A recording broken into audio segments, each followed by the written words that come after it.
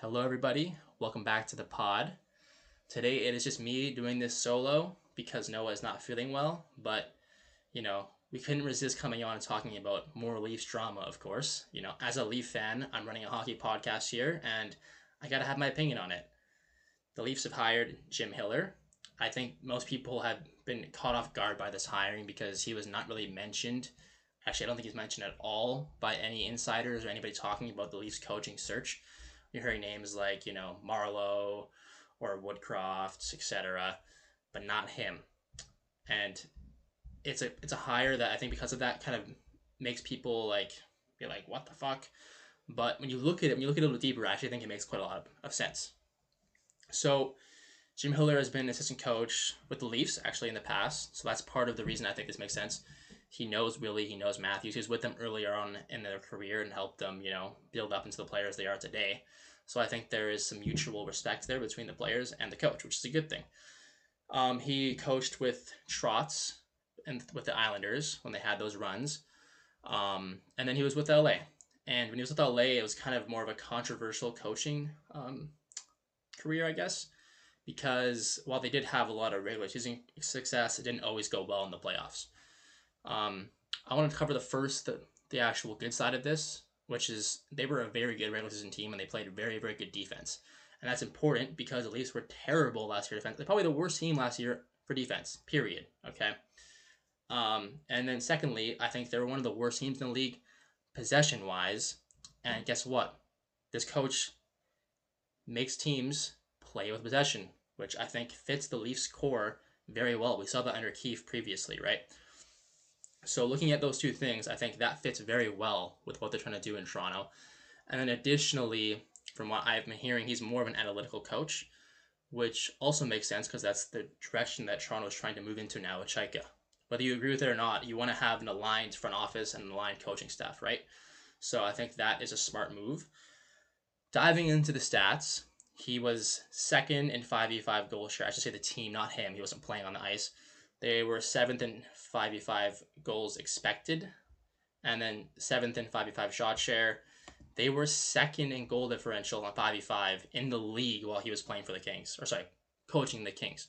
So that is very successful. And he took a team, in my opinion, that's not super talented or didn't have a lot of standout players and made them very, very well coached and just a good, hard team to play against, right?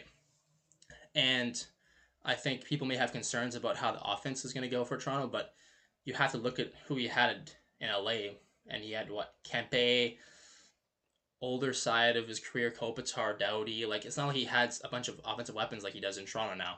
So I don't think it's fair to judge the offensive side of the Kings game when he didn't have the pieces to make it happen, right? Now, looking into the playoffs, this is the part where people will clown him for, and everyone on social media right now is saying he's a terrible fucking coach because they lost all 3 years in the first round, right?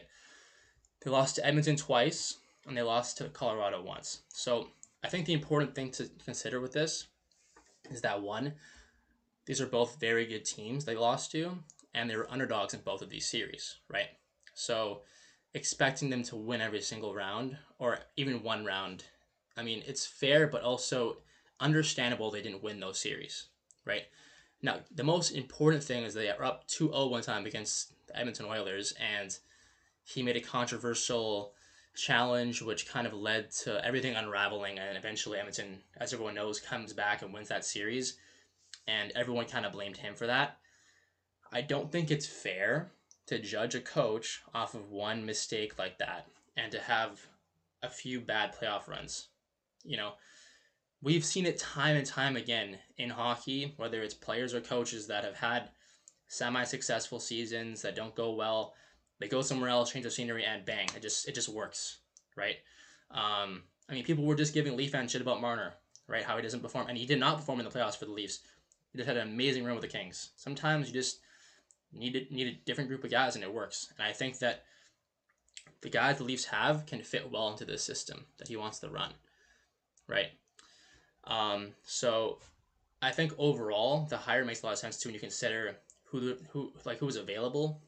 Obviously, Bruce Cassidy is an extremely good coach. He's the obvious option. I don't have a problem with them going with him. In fact, they probably should have if he was interested in the job. But after that, I mean, I think looking at his resume versus everybody else, I don't think that necessarily he's a bad hire compared to them. Like, what was Waugh going to do, for example? He's terrible defensively. And he hasn't had a good track record either. Patrick Marleau's never coached in the NHL, even though I liked that idea of a hire.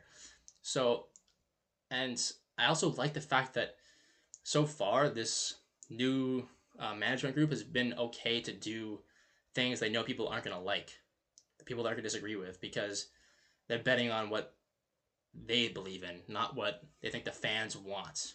And that's good to see. Now, does that mean I think it's the best hire in the world? No.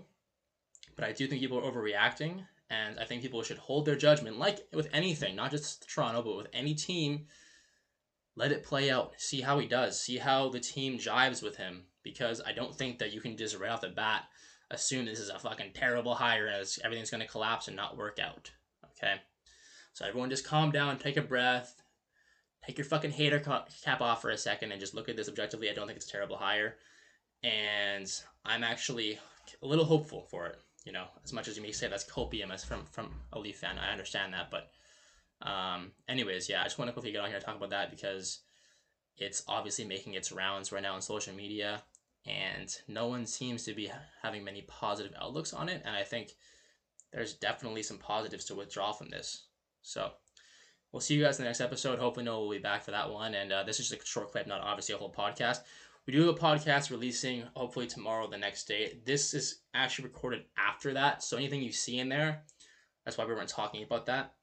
So just to clarify that if anyone just watched both and just kind of confused. But yeah, we'll see you guys in the next one.